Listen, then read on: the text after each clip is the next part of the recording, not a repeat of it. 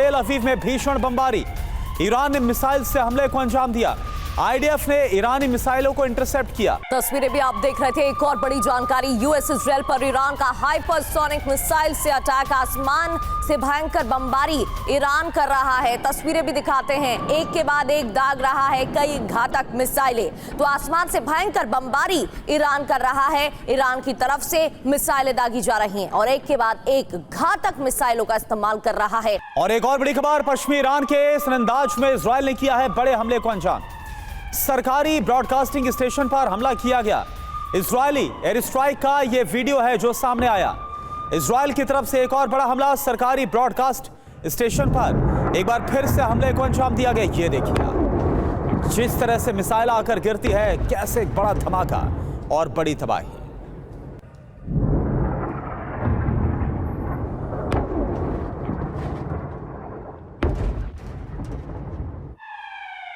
और यूएई में ईरान का ड्रोन अटैक हुआ है। यूएई के तेल डिपो में ड्रोन हमले के बाद आग लग गई। फुजैराह में एक तेल डिपो में भीषण आग लगी है। तो ये तस्वीरें आपको दिखा रहे हैं, लगातार हमले किए जा रहे हैं, भारी नुकसान। अब ऑयल रिफाइनरीज, तेल डिपो को निशाना बनाया जा रहा है। 3 बड़ी खबरें तस्वीरों के साथ टीवी स्क्रीन पर। फुजैराह में तेल डिपो में भीषण आग लग गई। पश्चिमी ईरान के सनंदाज में इजरायली हमला हुआ है। यूएई के तेल डिपो में ड्रोन हमले के बाद भीषण आग की तस्वीरें आप देख रहे हैं। इजरायली एयर स्ट्राइक का वीडियो भी सामने आ गया है।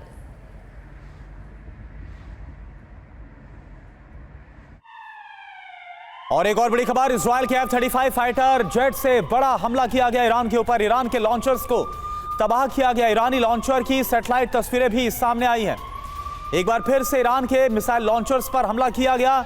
इजरायल ने F-35 फाइटर विमान का इस्तेमाल किया। ये देखिए आप कैसे जो इस ईरान के लॉन्चर हैं, ईरान की लॉन्चर साइट पर कल भी 300 से ज्यादा जो मिसाइल लॉन्चर से उन्हें तबाह करने का दावा इजरायल की तरफ से किया गया था। और एक बार फिर से उन जगहों पर हमला, उन ठिकानों पर हमला जहां से ईरान इजरायल और अमेरिकी ठिकानों पर हमले कर रहा है।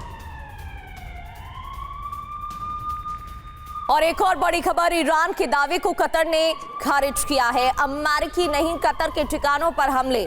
ईरान ने किया था यूएस बेस पर हमले का दावा। कतर ने हमले को तुरंत रोकने के लिए भी कहा था और उस पर अब एक बयान भी सामने आया है। और ईरान के दावों को कतर सिरे से खारिज करते हुए ये कहा गया है कि अमेरिका नहीं बल्कि कतर के ठिकानों पर हमले किए गए हैं, जबकि यूएस बेसिस पर हमले का दावा ईरान की तरफ से किया गया था। ईरान की तरफ से कहा गया था कि सिर्फ अमेरिकी एयरबेस पर ही हमले किए जा रहे हैं।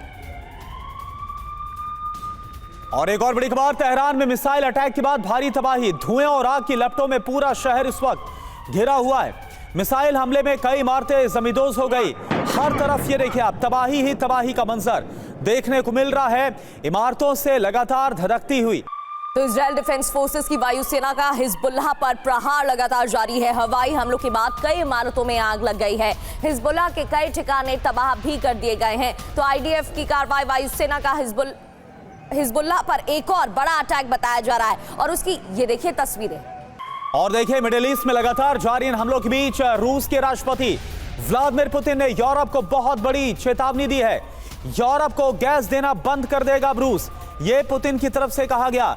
अगर इस साल के अंत में रूसी ऊर्जा के खिलाफ यूरोपीय प्रतिबंध पूरी तरह से लागू हो जाते हैं तो रूस यूरोपीय बाजारों में गैस की आपूर्ति को ब्लॉक कर देगा, बंद कर देगा।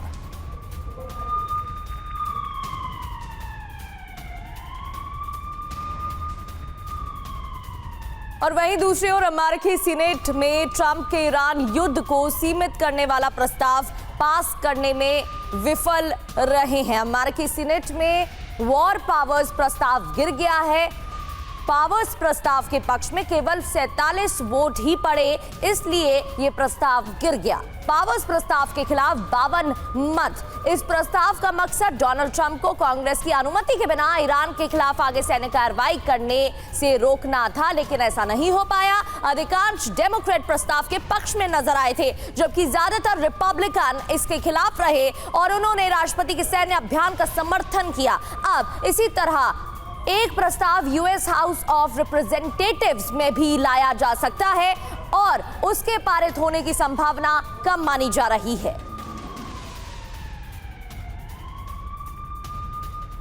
इधर डोनाल्ड ट्रंप ने ईरानी सरकार को एक बार फिर से धमकी दी है। ईरान की लीडरशिप तेजी के साथ खत्म हो रही है, यह डोनाल्ड ट्रंप की तरफ से कहा गया। जो लीडर बन रहे वो सभी मारे जाएंगे। एक तरह से समझा जा रहा है कि मुस्तफा को लेकर यह जो धमकी है, जिन्हें अगला सुप्रीम लीडर चुना गया है, उन्हें सीधे तौर पर डोनाल्ड ट्रंप की तरफ से धमकाया गया। और अब आपको तेहरान की तस्वीरें दिखाते हैं। सबसे ज्यादा तबाही यहां पर देखने को मिली। तेहरान में इजरायल डिफेंस फोर्सेस ने भारी बमबारी की है।